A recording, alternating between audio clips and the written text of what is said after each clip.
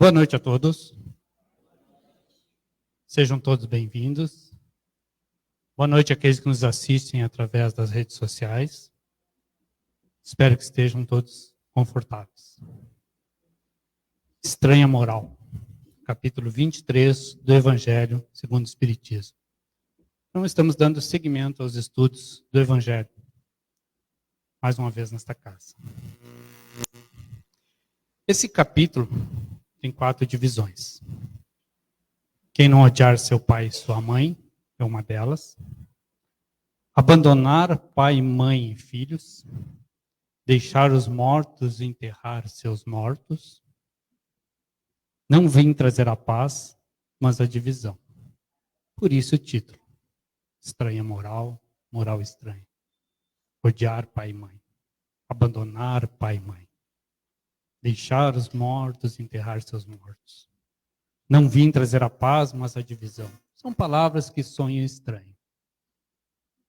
Jesus não deixou nada escrito, mas as suas palavras sempre foram em forma de amor. Quem escreveu foram os discípulos, em torno de 60 a 100 anos depois do seu desencarne. Então, Jesus somente pregava a palavra. E a língua da época, utilizada por Jesus, era o hebraico e o aramaico. Tá? Hebraico era uma linguagem muito pobre, tinha poucas palavras. Então, o significado de cada palavra era muito amplo. Muitas coisas tinham o mesmo nome, dificultando assim o entendimento da palavra dele, de como foi escrito. E acontece também com o Evangelho, que o Novo Testamento foi traduzido para outras línguas, ficando mais difícil ainda ter certeza de que realmente ele falou odiar no sentido que nós entendemos hoje, do simples significado denotativo da palavra. Pois bem, um exemplo disso está no Novo Testamento.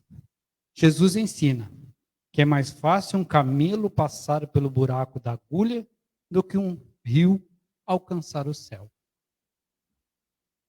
que era o camelo? Veio à nossa mente tentando alguém passar um camelo pelo buraco da agulha, o animal, o camelo, pelo buraco da agulha. Seria impossível. Mas, na verdade, o que ele se referia é que as cordas, as linhas, na época, eram feitas de pelo de camelo.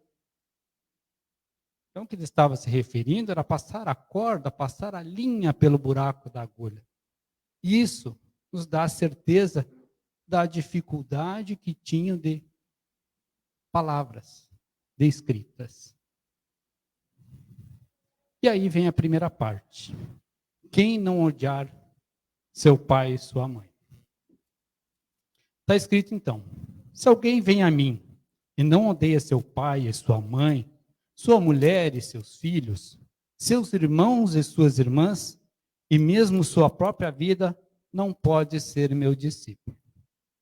E todo aquele que não carrega sua cruz e não me segue, não pode ser meu discípulo. Assim, todo aquele que dentre vós não renuncia a tudo o que tem, não pode ser meu discípulo. Mateus 14, 25 a 27 e 33, os versículos. Aquele que ama seu pai ou sua mãe mais do que a mim, não é digno de mim. Aquele que ama seu filho ou sua filha mais do que a mim, não é digno de mim. Mateus capítulo 10, versículo 37. Odiar.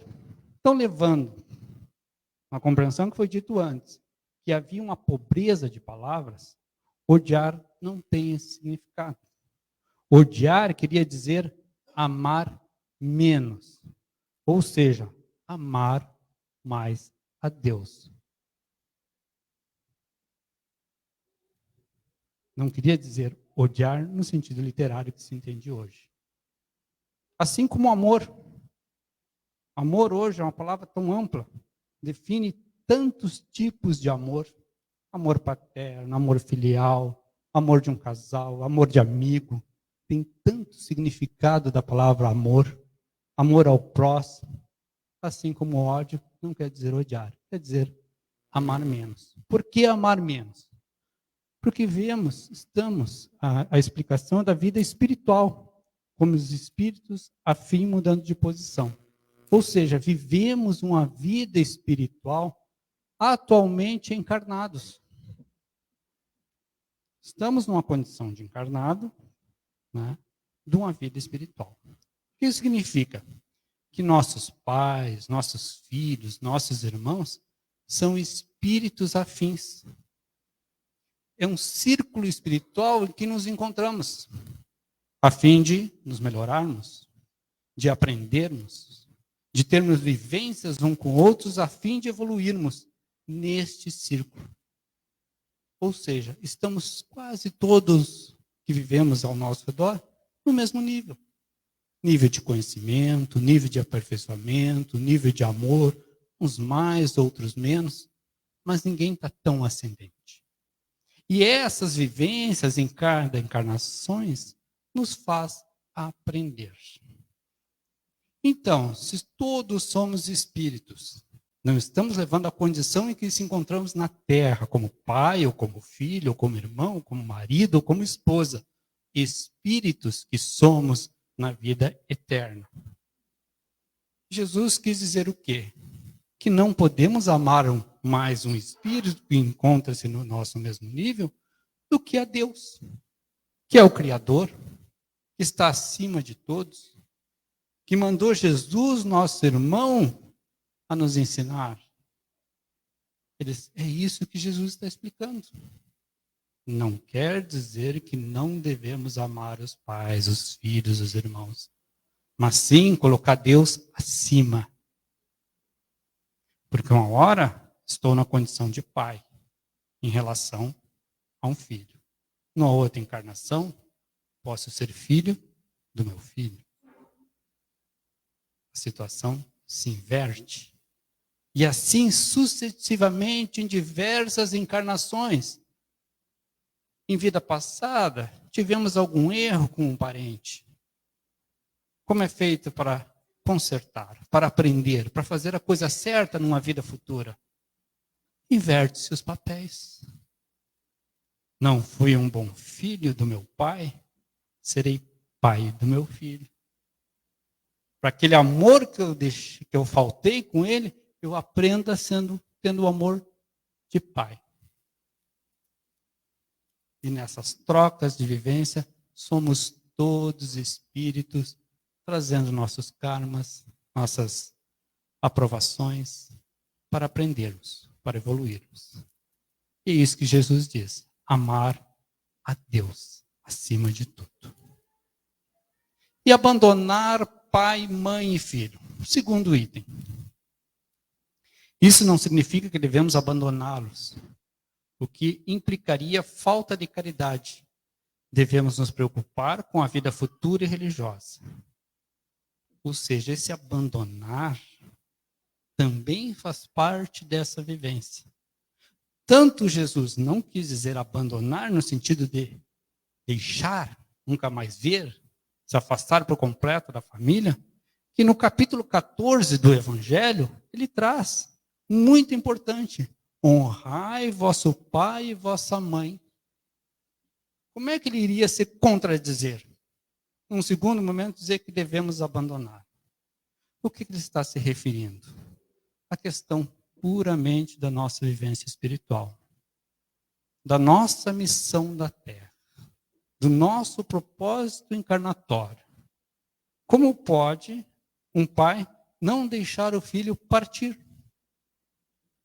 Um filho ou a filha casa, vai constituir a sua família. Não é uma espécie de abandono? Um abandono material. Se desprender daquela necessidade de estar tão perto. Mas não é o abandono espiritual. Não é deixar de amar. É deixar que cada um cumpra o seu propósito. Assim como um pai ou uma mãe desencarna, o filho também tem que deixar eles partir. Porque é chegado o momento. É chegada a hora de cada um. Aquilo que já estava pré-estipulado. Então, é desse abandono. Trago aqui ainda. É interessante notar que existe a necessidade de separação para o progresso. Quem poderia condenar os filhos que separam de seus pais para casarem, como disse antes? E que dizer daqueles que deixam suas famílias para defender o seu país? Os filhos que saem para a guerra? Quantos países aí estão em guerra?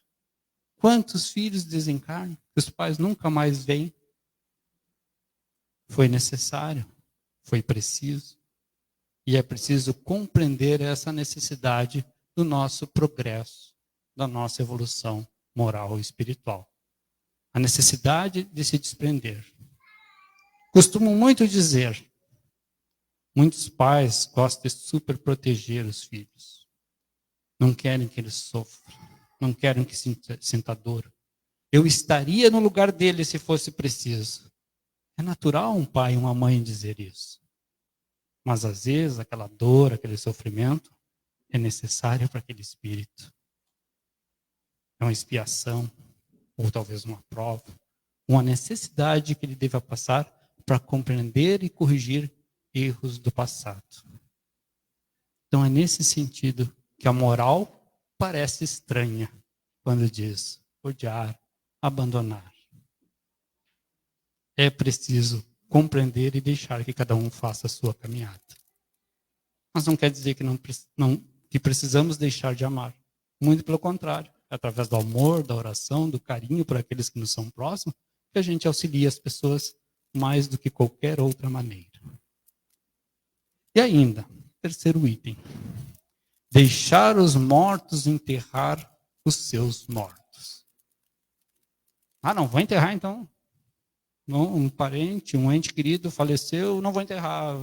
Vai vir alguém do cemitério, vai sair, vai enterrar ele. Claro que não é isso.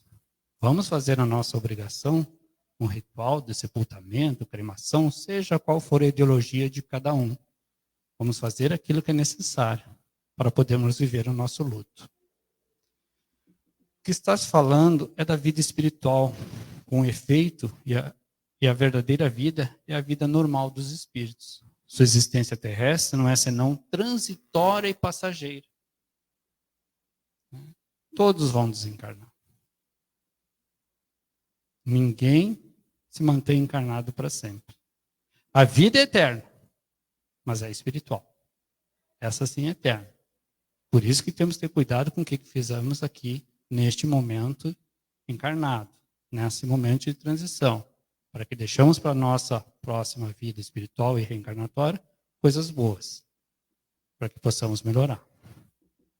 E aí aquele que desencarna gera em quem fica a dor do luto. E ela é preciso, ela é necessária, ela faz parte do nosso sentimento de amor, sentimento de saudade, viver o luto. Porém, o luto não deve ser para sempre. O luto também é um momento de aprendizado, um momento de entender que a vida continua. E a vida depois da vida. E aí fica aí muitas vezes as pessoas vindo no centro espírita, eu quero falar com o falecido, com a falecida, eu quero uma mensagem dele, só que o telefone não toca daqui para lá. O telefone toca de lá para cá. Muitas vezes ligam para pedir, por favor, deixa eu descansar. Deixa eu fazer a minha missão aqui no mundo espiritual, segue a tua vida. Então, o luto, ele tem um prazo. O prazo suficiente para curar a dor. E sentir e entender que faz parte da vida. A morte é uma passagem, um momento transitório de mudança de estado material para estado espiritual. Então Jesus quis dizer o quê? Que compete aos espíritos desencarnados auxiliar os espíritos que desencarnaram. Não está na nossa alçada. O jeito que a gente ajuda, fazendo boas orações, entendendo que isso faz parte da vida. Agora, aquele auxílio para desligamento do cordão de prata, aquele auxílio para encaminhar, seja para o umbral, seja para outras moradas do Pai, são os espíritos encarregados disso que ajudam. Não compete a nós. E é isso que Jesus estava dizendo. Deixar os mortos enterrar os seus mortos. Não que devemos abandoná-los nesse sentido. E por último, não vim trazer a paz, mas a divisão. Os ensinamentos de Jesus criam uma nova percepção da vida, religiosa e espiritual, criando oposição a todas as outras crenças. Em uma mesma casa, haverá divergência em relação ao credo. Imagina, na época que Jesus estava aqui, pregando o Novo Testamento, pregando a sua palavra, quantos não aceitaram? Quantas guerras foram travadas e até hoje por conceitos religiosos, por questões religiosas, de não aceitar uma crença da outra. E não foi essa a intenção de Jesus. Jesus em nenhum momento fala em religião, qualquer ela que seja. O que ele fala, e está no capítulo 15 do Evangelho, toda caridade, fora da caridade não há salvação. Não é fora da igreja. Ele não prega nenhuma religião. Por isso que ele fala. Não vim trazer a paz, vim trazer a divisão. Ele divide povos. Essa ideia, enquanto todos não entenderem a mesma palavra, vai causar divisões. Quantos não são as pessoas que não podem frequentar uma religião porque um dos seus parentes não permite? Dentro da nossa casa acontece.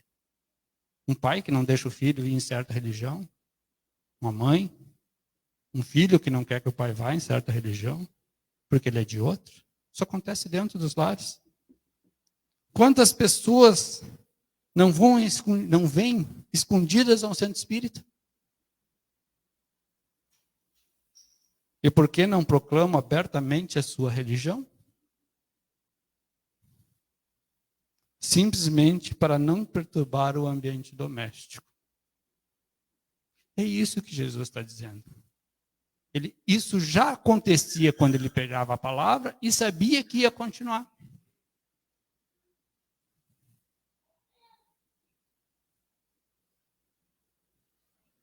Muitas vezes eu vejo religiões em que dizem para pessoas, tu tem que ir, tu precisa encontrar Jesus. Ele está lá na igreja. Só que ele não está lá, não. Ele está dentro de cada um de nós. O Espiritismo nos faz entender que o importante não é o lugar que a gente vai, mas sim o que a gente faz com o que aprendemos nestas casas. Seja ela qual for. Independente da religião, o que importa é o que se faz, o que se coloca em prática. O amor, a verdade, a caridade, o exercício do bem. Isso sim faz diferença. Não adianta ir na casa, seja qual ela for, na igreja, no templo, seja onde for, e sair de lá e fazer totalmente diferente daquilo que Jesus nos ensinou. Então é nesse sentido que ele fala, que vai causar a divisão. Um dia, penso eu, bem claro, que não haverá mais nenhuma religião, e sim um sentimento de amor, de fé e de espiritualidade. Num processo evolutivo, acredito que as religiões, hoje como elas se encontram, voltadas para a política, voltadas para interesses pessoais, essas irão acabar. Somente aquelas que realmente tratam do amor ao próximo, da caridade, do bem, da palavra de Jesus, de acreditar em Deus, essas permanecerão, porque elas estão dentro da gente. Não estão no ambiente físico. Não estão nesses tijolos. Estão nas pessoas que aqui fazem a sua parte. Procuram o melhor. como disse antes, entender que há vida após a vida. Muito obrigado pela atenção de todos. Fiquem todos com Deus e que assim seja.